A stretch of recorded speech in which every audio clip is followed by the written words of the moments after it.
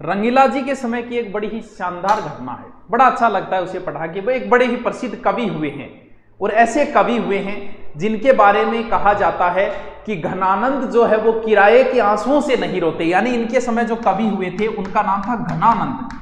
बड़ी शानदार स्टोरी है इनका, बड़ा मजा आएगा। घनानंद किराए के आंसुओं से नहीं रोते। सर किराए के आंसुओं से नहीं रोने का मतलब, जैसे कुछ लोगों का दिल कभी टूटता ही नहीं है, और टूटता नहीं मतलब उनसे कभी कुछ हुआ ही नहीं है, फिर भी वो सैड शायरी सुनते रहते हैं, सैड सॉन्ग सुनते रहते हैं। यानी दिल कभी एकमात्र, यानी ऐसे व्यक्ति है जिनका खुद का दिल टूटा है, किराए के आंसुओं से वो नहीं रोते। सुनिए इनकी कहानी, बड़ी शानदार है। घनानंद जी वैसे जो कवि हुए हैं वो रीति मुक्त के कवि हैं, बड़े प्रसिद्ध कवि हुए थे। घनानंद जी मोहम्मद शाह के ही दरबार में थे, इन्हीं के दरबार में कवि थे, गाना बजाना भी करते थे। एक दिन कोई घनानंद जी दरबार में बैठे थे, रे तो भाई साहब भी बैठे थे, बादशाह जी भी बैठे थे, रंगीला जी। तो आशिकों का मूड लगभग खराब सा ही रहता है, अमूमन उनका मूड खराब रहता है। तो घनानंद जी का हो सकता है मूड नहीं होगा। तो मोहम्मद शाह ने कह दिया कि घनानंद जी कोई बढ़िया सो सॉन्ग आन दे, कोई बढ़िया सुनाओ यार, कोई महफिल वाफिल माहौल बनाओ कोई। घनानंद जी मूड खराब, देखी बड़ी बच्चों बात से मेरा मूड खराब है, रात सारी रात में फोन बिजी, बोलो मूड खराब है, मैं कौन मूड को नहीं एक बार और वो यार सुना दे यार घनानंद को, छोटे मोटे शायरी सुना दे गाना। अब क्या दरबार में और भी लोग थे, सबको पता था।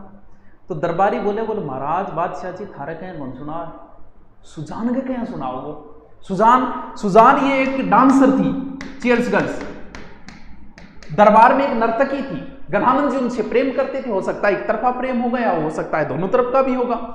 तो अब क्या हुआ, बोले सुजान ने ले आओ। तो अब जिये ही सुजान आई, कहने की जुर्ती कौन पड़ी, करके सुजान का निमूर है तो लाग गया, तेरे गैल तेरे गैल तेरे गैल जिंदगी जीण में सबाद रहे, तेरे गैल सोने जैसा रंग है तेरा चांदी जैसे वाले के तू ही धनवान गोरी। बाकी सब महफिल जमा दी, सबको मंत्र मुग्ध कर दिया। लेकिन यहां पर तो ईगो हर्ट हो गया ना, मतलब एक बादशाह के कहने पर तो गाना बजाना नहीं किया, और एक डांसर एक नर्तकी ठुमका लगाना रही, बिंग कहने पर गानों बजानो करे। चलो महाराज निकलो, दरबारों निकलो। मोहम्मद शाह ने इनको दरबार से निकाल दिया। निकालते ही भाई साहब आए सुजान के पास, वो जान डार्लिंग चाला चाला घर चाला, देश निकालो दिए मन, तुमने दिए होगे तो मन ने थोड़ी दिए। ओहो घनानंद जी को तो एकदम टुकड़ा टुकड़ा हो, और घनानंद जी वहां से सीधे आ गए वृंदावन।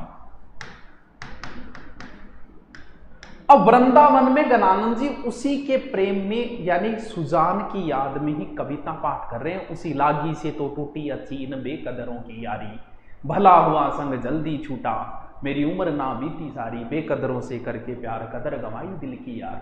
सुजान के प्यार में कविताएं लिखते पूरा पूरा बढ़िया तरीकों, अच्छा ग्रंथ बन रखा।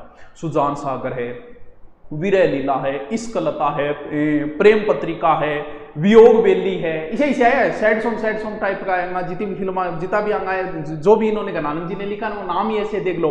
सुजान के नाम पे सुजान सागर है, विरह लीला है, इश्क लता है, प्रेम आपके काम की नहीं है, ये साहित्य की बातें हैं।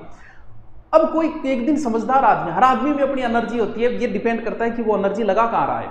कोई आदमी आगे समझाए, बोल मार घनानंद जी क्यों खराब हो रहे हो बिन चक्राम, बात ये डांसरी नाचन गाना, फिर देखो कितनी मेहनत कर रखे हो, कितना बढ़िया नोट्स बना रखे हैं, जी कोरोना खत्म हो होता है तुरंत ही रीट की भर्ती है, थी बात तैयारी करो। महाराज इन पीछे क्यों खराब हो रहे हो, भगवान की भक्ति करो। नहीं बिल्कुल से भगवान की भक्ति, तेरे लायक तो भगवान है कृष्ण जी, कर भक्ति मांगी। कहते हैं कि घनानंद जी ने कृष्ण से प्रेम करने लगे और कृष्ण की याद में लिखने लगे। कुछ तो कहते हैं कि इन्होंने कृष्ण जी का नाम ही सुजान दे दिया था। कई बार तो इनका पता ही नहीं चलता कि ये सुजान के लिए लिखा है या भगवान कृष्ण के लिए लिखा है। उसके बाद में घनानंद जी आ गए थे कहां, मथुरा के अंदर। कहते हैं अलग अलग घटनाएं आती हैं इनके समय की।